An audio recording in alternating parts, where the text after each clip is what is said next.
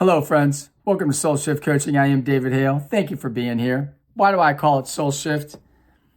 I believe that all of us need to have these soul shift statements as we go through life, these revelations that come from so deep within us. They force us to respond to the call of our future self. Only we humans can live into our future self. And my question is for you, are you listening to him or her? Can you hear him or her? On May 22nd, 2005, my last day of drinking, I had the most fundamental soul shift statement of my life. It's changed everything. After taking a swig of a bottle at 10 a.m. and dropping my head between my knees and asking the world, is this all there is? I heard a voice say no. And since that time, everything is different. Now, granted, I've had to continuously reinvent, refresh, dig in, clean up mistakes, and the whole nine. But that initial soul shift statement, that initial calling has changed everything. As part of the biblical corpus, there's a famous line in Ecclesiastes that talks about how God set eternity in man's heart. See, we're a spirit having a human experience, and that is why sometimes we have so much difficulty with time and space, because we're not made for here and now. We're made for eternity. That is the spirit. Science cannot explain the consciousness, the animation, the spirit. And that's the itch that we all just can't scratch, or we spend our lifetime trying to scratch it. Money, job, fame, sex, drugs, rock and roll, shopping, eating, the whole nine. It doesn't matter. Increase the list ad infinitum. There's an easier, softer way, my friends. And that's what I'm trying to do here at Soul Shift Coaching. I'm hoping to provide a framework, a means for you to acknowledge that you are a spirit having a human experience, and then aligning your mind and your body behind your spirit so your spirit can run point.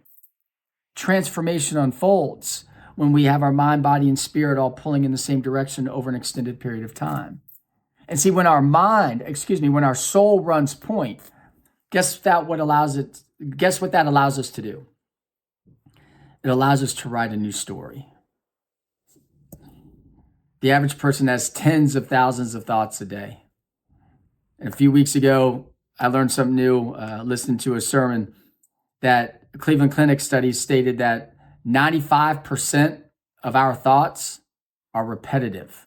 You know why? You know why wives get sick and tired of hearing their husband tells the same old story? Well, it's because it's the same old story. 95% of our thoughts are repetitive. We easily have 8 million thoughts a year. That means over 7 million of them are repetitious.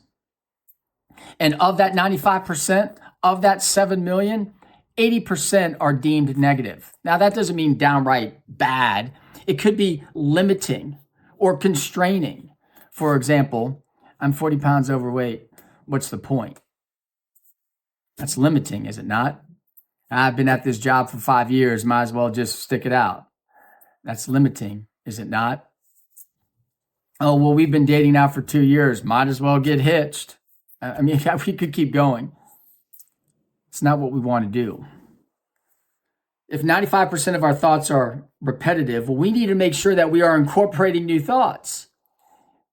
And because God set eternity in our hearts and we're a spirit having a human experience, well, then maybe we make sure that we are investing in ourselves, digesting, consuming spiritual thoughts, spiritual truths to help guide us down this path of transformation.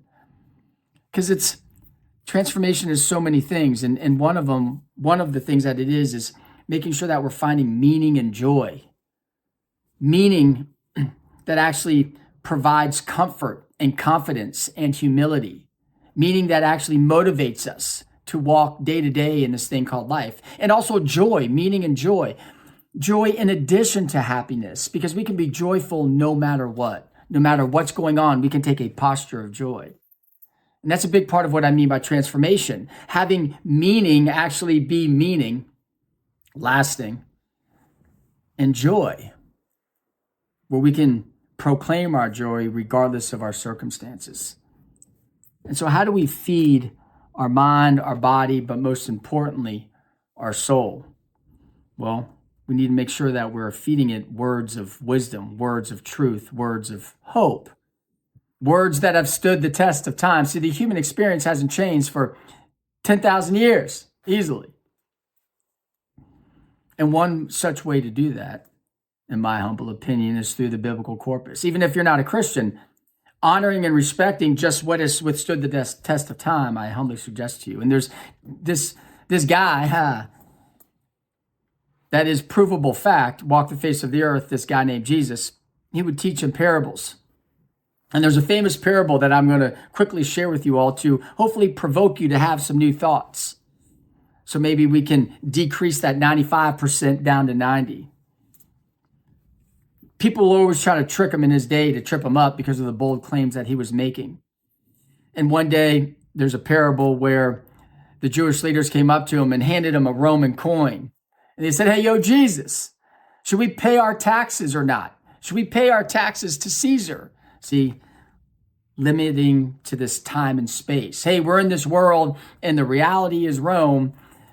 Do we need to pay taxes to this worldly authority? And Jesus gave a comment initially, and then he says, "Hey, whose image is on that coin?" They say, "Well, it's Caesar's." Jesus responds, "Well, then give unto Caesar's what is Caesar's. Give unto Caesar what is Caesar's. Give unto God what is God's." See, God set eternity in our hearts. God laid the foundations of the heavens. He created the earth.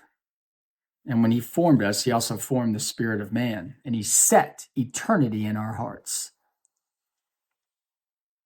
Give unto God what is God's. Well, we're God's. And the question is are we living our life with that reality present? With that reality present enough to actually impact our day-to-day actions?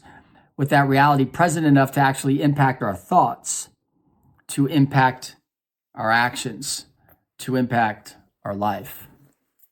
Because remember, my dear friends, it starts with beliefs, and then we get into thoughts and actions. They kind of come together as the result of the beliefs. And then out of thoughts and feelings come actions.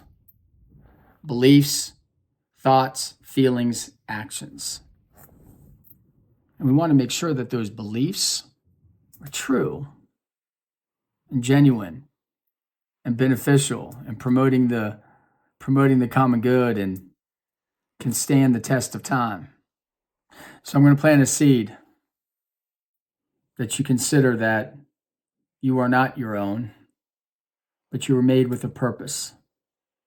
And that purpose is in part set in your spirit for you to uncover and unpack and discern what that calling is, because we all have one. And meaning and joy materialize when we allow that calling to surface. Many of us make a plan and then just ask God to bless it. It's a risky and tough way to live. I did it for a long time and I can still do it. The easier, softer way is to actually find your calling and then live into it. And you can do that when you start to give yourself over to the Creator and allow Him to start to advise and influence and take control. See, closed hands can't receive anything. It's called white knuckling. But when we open our hands to the truth and the reality that we are a spirit having a human experience and that we're made for eternity, well, then it just softens the edges. Traffic isn't that bad. Relationships aren't that bad. Work isn't that bad, so on and so forth. It just softens the edges. Maybe it's time for you to start to soften the edges. Let go a little bit. Let go of that white knuckling control. Let go of those overbearing expectations that you lay upon yourself and others, so you can start to receive the love and the light and the peace and the hope of your true calling. It's waiting for you, and I'd be honored and privileged to walk with you down this path of finding out what that calling is, to listen to it, to listen for it, and then to actually live into it. That's what I'm doing here at Soul Shift Coaching, helping you live a transformed life. If you've liked this content, please give me a thumbs up, leave a comment. I'd love to hear from you, and subscribe to the channel. I'm trying to increase my subscriptions this year. Also, down in the description box below, you can see 2 links. Soulshift.org, my coaching site, where you can go there and learn more about me and my style and my approach. And you can also see that book coaching link where you can schedule a free consultation and you and I can connect to talk about where you are, and who you want to become, and more importantly, how you want to get there. Because I'd be honored and privileged to be invited into your world to help you walk this path of transformation. Stand tall, my dear friend. Stand firm. You're worth it.